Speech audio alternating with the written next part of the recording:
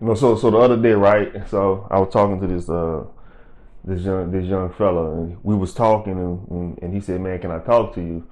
And I'm like, I was a little reserved about it. Like, what, talk about what? I said, "Man, can I talk to you?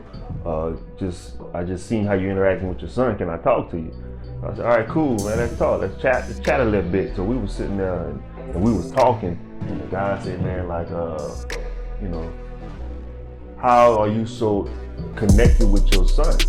I'm like, "What you mean, how I'm connected with my son?" He's trying to figure out how y'all laugh and play like that. My son's 3 years old. He's trying to figure out how your son engaging with you like that, where you can laugh and play like that. And I said, "You have kids?" He said, "Yeah, I have several kids." He said, "But I don't see my kids." I said, "What you mean you don't see your kid?" He said, "Well, the baby mama never won't let me see the kid, and frankly, I'm too busy. I'm working, I'm trying to make money, I'm trying to make things happen. I got my goals and my dreams, I got my aspirations too."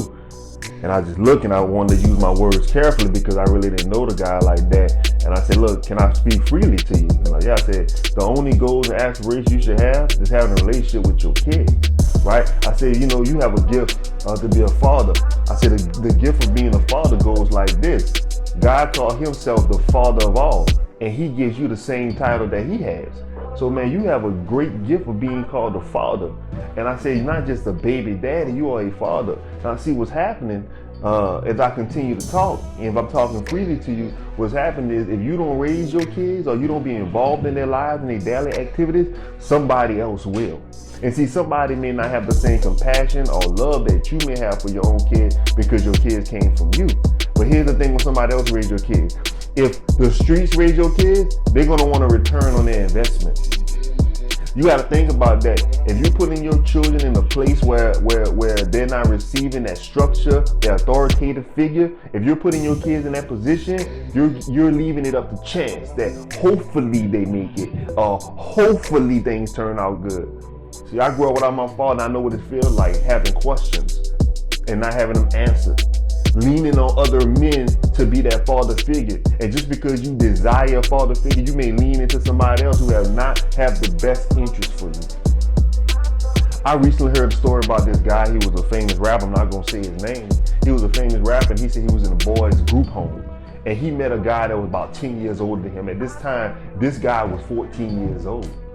And the guy was 10 years older than him. He was 24 years old, and him and the guy became friends. And he looked to the guy as a big brother father figure.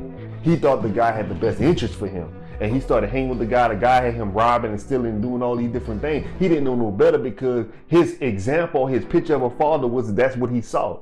And he thought that was the father-son relationship. So what happened, the guy was smoking and he didn't smoke. The guy wound up lacing what he was smoking with crack. And this guy been addicted to crack ever since. And this guy's a famous world-renowned artist.